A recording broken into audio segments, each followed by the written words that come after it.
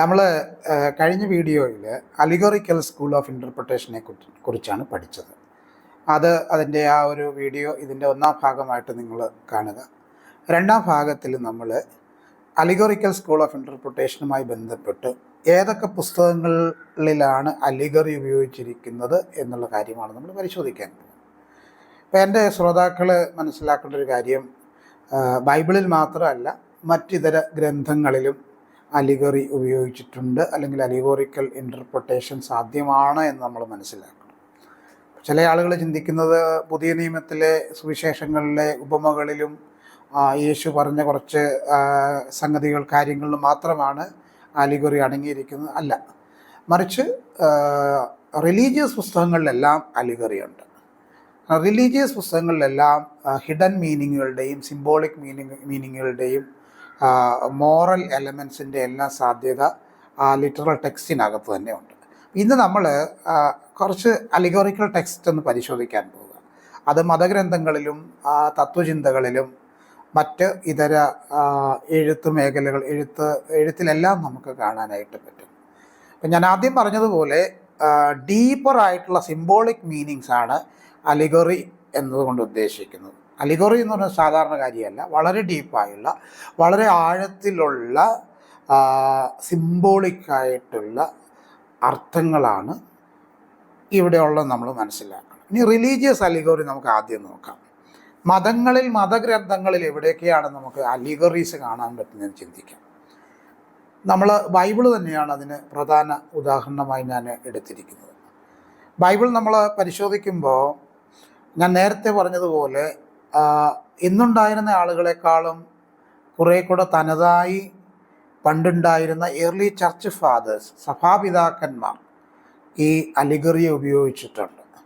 അന്നത് കൂടുതൽ ആവശ്യമായിരുന്നു. അലിഗറി ആ ഒരു കാലഘട്ടത്തിൽ അലിഗറി കൂടുതൽ ആവശ്യമായിരുന്നു. ഇന്ന് അലിഗറി കൂടുതൽ ഒത്തിരി ആവശ്യമായി വരുന്നില്ല. കാരണം നമുക്ക് ബൈബിള് നന്നായിട്ട് അറിയുന്ന ആളുകളാണ്, ബൈബിള് നമ്മൾ വർഷങ്ങളായി കേൾക്കുന്ന ആളുകളാണ്.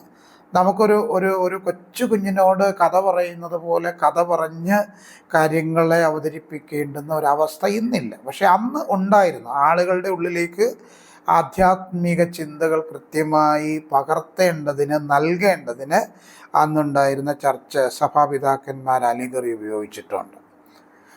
അപ്പം നമ്മൾ ബൈബിളിലെ ഒന്ന് രണ്ട് പുസ്തകങ്ങളെക്കുറിച്ച് നമ്മൾ നമ്മുടെ കഴിഞ്ഞ വീഡിയോയിൽ ചെറുതായി ഒന്ന് പരാമർശിച്ചിരുന്നു. ഇന്ന് നമ്മൾ ഒരു 3-4 ടെക്സ്റ്റിനെ പറ്റി നമ്മളൊന്ന് പരിശോധിക്കാനായി പോവുകയാണ്, ബൈബിളിനുള്ളിലുള്ള കുറച്ച് കാര്യങ്ങളെപ്പറ്റി.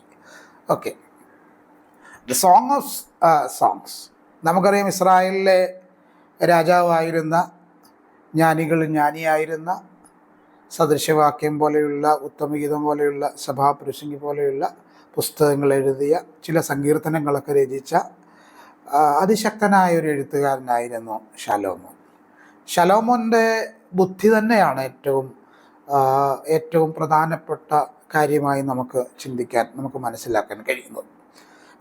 ശലോമോൻ്റെ ഉത്തമഗീതം നമ്മൾ പരിശോധിക്കുമ്പോൾ അതിൻ്റെ സാഹിതികമായി അതിൻ്റെ ഉള്ള പുറമേയുള്ള വായനയിൽ നമുക്ക് മനസ്സിലാക്കുന്നത് 2 പ്രണയിനികൾ തമ്മിലുള്ള പ്രണയം ഇത്രയേ ഉള്ളൂ. ഒരു സ്ത്രീയും ഒരു പുരുഷനും തമ്മിലുള്ള പ്രണയം. ലിറ്ററലി അതാണ് അതിൻ്റെ മീനിങ്. അതിൻ്റെ ഒറ്റ വായനയിലൂടെ നമുക്കത് മനസ്സിലാകും. എന്നാൽ അലിഗോറിക്കലി നമ്മൾ ചിന്തിക്കുമ്പോൾ, ഞാൻ നേരത്തെ പറഞ്ഞതുപോലെ, അലിഗറി എന്ന് പറയുന്നത് we are searching for hidden meanings. അതാണ്, ലിറ്ററൽ മീനിങ് അല്ല. അതിൻ്റെ ഉള്ളിൽ അടങ്ങിയിരിക്കുന്ന, അന്തർലീനമായിരിക്കുന്ന, അദൃശ്യമായിട്ടുള്ള ധാരാളം അർത്ഥങ്ങളുണ്ട്. 2 പ്രണയിനികൾ തമ്മിലുള്ള പ്രണയം എന്നതിലുപരിയായി ദൈവത്തിന് ഇസ്രായേലിനോടുള്ള സ്നേഹത്തെക്കുറിച്ചും ക്രിസ്തുവിന് സഭയോടുള്ള സ്നേഹത്തെക്കുറിച്ചുമുള്ള സൂചനയായിട്ടാണ് ആളുകൾ അലിഗോറിക്കലി ഈ ഒരു പുസ്തകത്തെ വ്യാഖ്യാനിക്കുമ്പോൾ അവർക്ക് ആ ഒരു മീനിങ്ങാണ് ലഭിക്കുന്നത്. രണ്ടാമത്, എക്സോഡസ് സ്റ്റോറി, പുറപ്പാടിൻ്റെ കഥ, ബുക്ക് ഓഫ് എക്സോഡസ് നമ്മൾ പരിശോധിക്കുമ്പോൾ അതിൻ്റെ ലിറ്ററൽ മീനിങ് എന്താണ്? ഇസ്രായേൽ മക്കൾ ഈജിപ്തിൽ നിന്ന് അടിമത്തത്തിൽ നിന്ന് രക്ഷപ്പെട്ടു പോകുന്നു, ഇത്രയേ ഉള്ളൂ. ഇസ്രായേൽ മക്കൾ 430 സംവത്സരം ഈജിപ്തിൽ അടിമകളായിരുന്നു. ഒരു സുപ്രഭാതത്തിൽ മോശ വരുന്നു, ഇവരെ രക്ഷിച്ചു കൊണ്ടുപോകുന്നു. ഇത്രയേ ഉള്ളൂ ഇതിൻ്റെ മീനിങ്, ലിറ്ററലി മീനിങ്. എന്നാൽ അലിഗറിക്കലി നമ്മൾ ചിന്തിക്കുമ്പോൾ ഈജിപ്റ്റ് അല്ലെങ്കിൽ മിസ്രയീം എന്ന് പറയുന്നത് പാപത്തിൻ്റെ ഇരിപ്പിടവും വാഗ്ദത്ത കനാൻ എന്ന് പറയുന്നത് രക്ഷയുടെ സ്ഥലവുമാണ്. അപ്പോൾ ദൈവം മോശ എന്ന മനുഷ്യനെ അയച്ച് പാപത്തിൽ കിടന്ന ആളുകളുടെ ആത്മാവിനെ എങ്ങോട്ടേക്ക് കൊണ്ടുപോകുന്നു? രക്ഷയിലേക്ക് കൊണ്ടുപോകുന്നു, വാഗ്ദത്ത കനാനിലേക്ക് കൊണ്ടുപോകുന്നു. ഇതാണ് എക്സോഡസ് സ്റ്റോറി പരിശോധിക്കുമ്പോൾ നമുക്ക് ലഭിക്കുന്ന അലിഗോറിക്കൽ മീനിങ് എന്ന് പറയുന്നത്. ഇനി ഞാൻ കഴിഞ്ഞ വീഡിയോയിൽ ചെറുതായി സൂചിപ്പിച്ചിരുന്നു നല്ല ശമരിയാക്കാരൻ്റെ ഉപമ. ലൂക്കോസിൻ്റെ സുവിശേഷം 10-ാം അധ്യായത്തിലാണ് നമുക്കത് കാണാൻ കഴിയുന്നത്. ഇപ്പോൾ ലൂക്കോസിൻ്റെ സുവിശേഷത്തിൽ അദ്ദേഹം എഴുതിയിരിക്കുന്നത് നല്ല ശമരിയാക്കാരൻ ഒരു പരിക്ക് പറ്റിയ മനുഷ്യനെ സഹായിച്ചു. അപ്പോൾ ഇത്രയേ ഉള്ളൂ നമുക്ക് അതിൻ്റെ ആദ്യ വായനയിൽ ലഭിക്കുന്ന കാര്യം. പുരോഹിതൻ വന്നു, കണ്ടിട്ട് ശ്രദ്ധിക്കാതെ പോയി. ലേവ്യൻ വന്നു, കണ്ടിട്ട് ശ്രദ്ധിക്കാതെ പോയി. എന്നാലൊരു ശമരിയാക്കാരൻ വന്നു. ശമരിയാക്കാരന് തൻ്റെ വാഹനത്തിൽ നിന്ന് താഴെ ഇറങ്ങി ഈ പരിക്ക് പറ്റിയ മനുഷ്യനെ രക്ഷിച്ച് കൊണ്ടുപോകുന്നു. ഇതിൻ്റെ അലിഗോറിക്കൽ മീനിങ് എന്ന് പറയുന്നത് ശമരിയാക്കാരൻ എന്ന് പറയുന്നത് യേശുക്രിസ്തുവാണ്. അതുപോലെ തന്നെ പരിക്ക് പറ്റിയ കള്ളന്മാരാൽ പിടിക്കപ്പെട്ട് ആക്രമിക്കപ്പെട്ട് പരിക്ക് പറ്റിയ അർത്ഥപ്രാണനായി കിടക്കുന്ന മനുഷ്യൻ എന്ന് പറയുന്നത് വീണുപോയ മനുഷ്യനെക്കുറിച്ചാണ്. ഇതാണ് ബൈബിളിലെ പ്രധാനപ്പെട്ട ഒരു 3-4 അലിഗോറിക്കൽ ഇൻ്റർപ്രിട്ടേഷൻസിൻ്റെ ഉദാഹരണം ഞാൻ പറഞ്ഞത്. ഇനി ഹൈന്ദവരുടെ ഭഗവത്ഗീത നമ്മൾ പരിശോധിക്കുമ്പോൾ അവിടെ ഈ അർജുനനും ഭഗവാൻ കൃഷ്ണനും തമ്മിലുള്ള ഒരു സംഭാഷണമുണ്ട്, ഒരു കോൺവെർസേഷനുണ്ട്. നമുക്കറിയാം ആ യുദ്ധമുഖത്താണ് അവർ തമ്മിൽ സംസാരിക്കുന്നത്. അർജുനനും അതുപോലെ തന്നെ കൃഷ്ണനും തമ്മിലുള്ള ആ ഒരു സംസാരം അതൊരു കേവല കോൺവെർസേഷൻ എന്നതിലുപരിയായി അതിൻ്റെ അലിഗോറിക്കലി നമ്മളതിനെ പരിശോധിക്കുമ്പോൾ അതിനകത്തൊരു ഹിഡൻ മീനിങ് ഉണ്ട്, ഒരു ഹിഡൻ സ്പിരിച്വൽ മീനിങ് ഉണ്ട്, മോറൽ മീനിങ് ഉണ്ട്. അതെന്താണെന്ന് ചോദിച്ചാൽ ഇവിടെ ഈ യുദ്ധം കുരുക്ഷേത്ര യുദ്ധമാണ്. ഈ യുദ്ധം റെപ്രസെൻ്റ് ചെയ്യുന്നത് ധാർമ്മികമായ അല്ലെങ്കിൽ ആധ്യാത്മികമായ ഒരു പോരാട്ടത്തെയാണ്. മനുഷ്യൻ്റെ ഉള്ളിൽ തന്നെയുള്ള ധാർമ്മിക പോരാട്ടം, അതുപോലെ തന്നെ ആധ്യാത്മിക പോരാട്ടം. ഇവിടെ കൃഷ്ണനെ റെപ്രസെൻ്റ് ചെയ്യുന്നത് ദ ഡിവൈൻ ഗൈഡായിട്ടാണ്, ആളുകളെ നയിക്കുന്ന ഒരു മാർഗദർശി എന്ന നിലയിലാണ് ശ്രീകൃഷ്ണനെ അവിടെ ചിത്രീകരിക്കുന്നത്. ഇനി നമുക്ക് ബൈബിള് കഴിഞ്ഞാൽ ഏറ്റവും കൂടുതൽ ക്രൈസ്തവരുടെ ഇടയിൽ സ്വാധീനം ചെലുത്തിയിട്ടുള്ള പുസ്തകമാണ് പരദേശി മോക്ഷയാത്ര. ജോൺ ബെനിയൻ്റെ 17-ാം നൂറ്റാണ്ടിലെ ഇംഗ്ലീഷ് സാഹിത്യകാരനായിരുന്ന ജോൺ ബെനിയൻ്റെ പിൽഗ്രിംസ് പ്രോഗ്രസ് അല്ലെങ്കിൽ പരദേശി മോക്ഷയാത്ര എന്ന പുസ്തകം.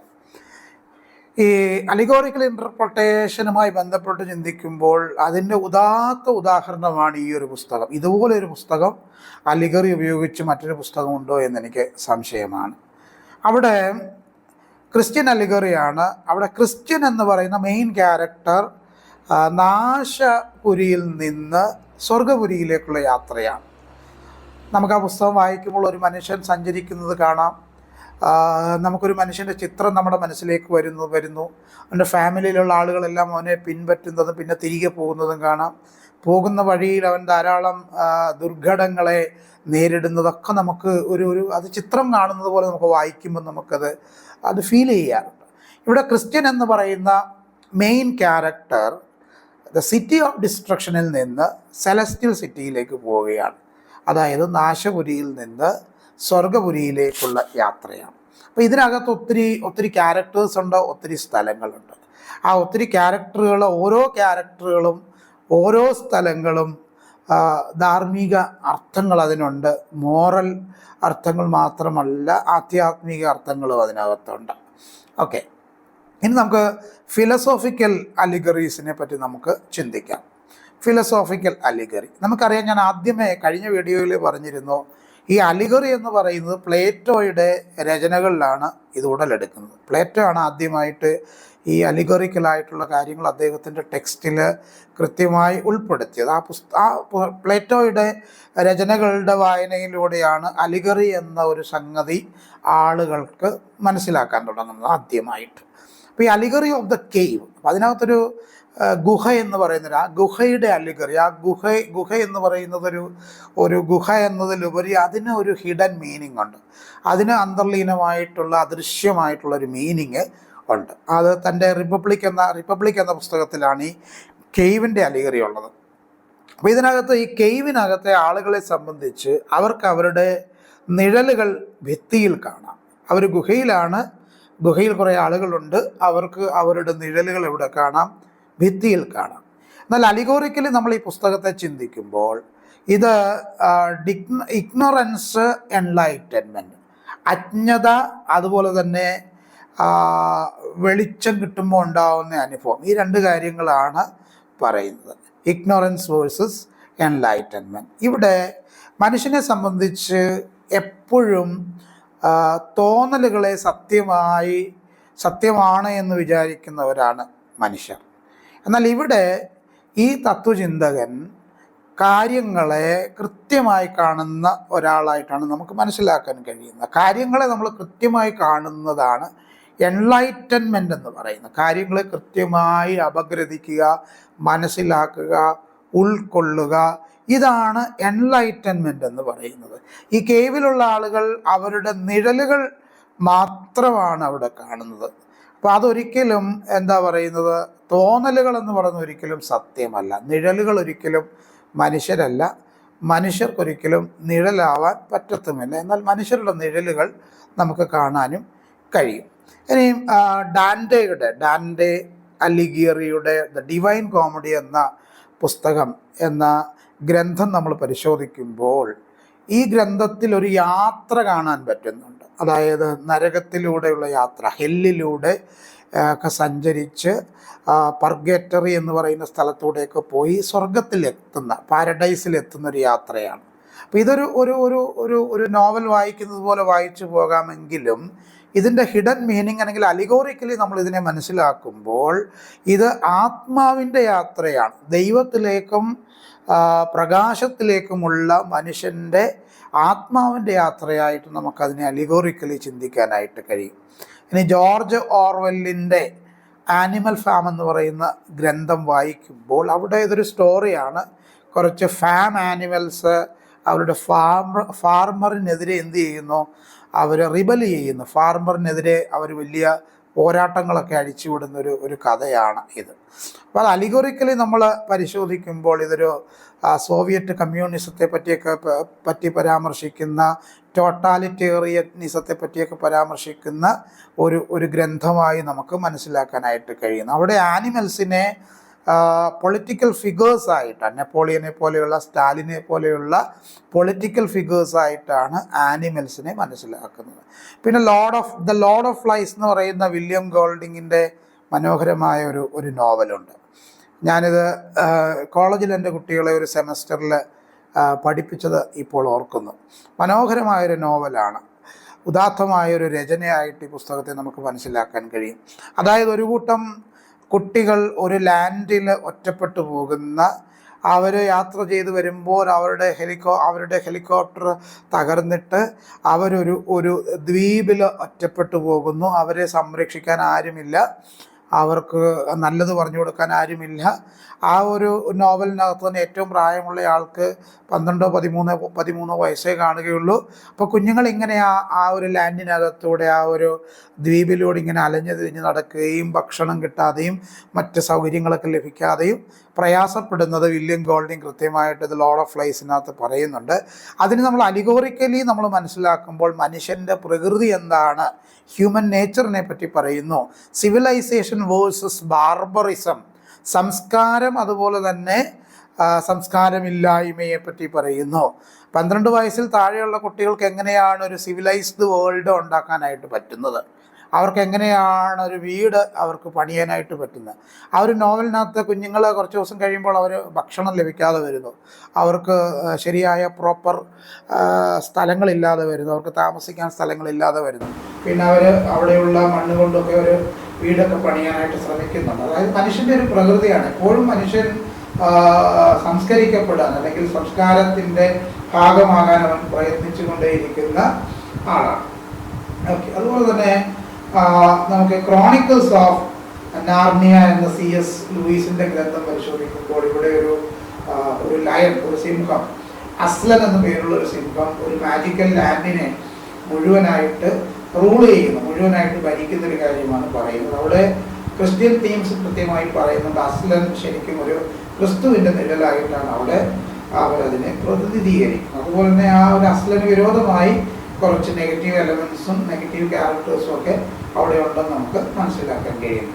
നമ്മൾ ഈ ഒരു വീഡിയോയിലൂടെ ഉദ്ദേശിക്കുന്നത് അലിഗോറിക്കൽ ഇന്റർപ്രിട്ടേഷൻ എന്താണെന്ന് കൃത്യമായിട്ട് മനസ്സിലാക്കുക, അലിഗോറിക്കൽ സ്കൂൾ ഓഫ് ഇന്റർപ്രിട്ടേഷൻ എന്താണ് ചെയ്യാൻ ശ്രമിക്കുന്നത് എന്ന് മനസ്സിലാക്കുക.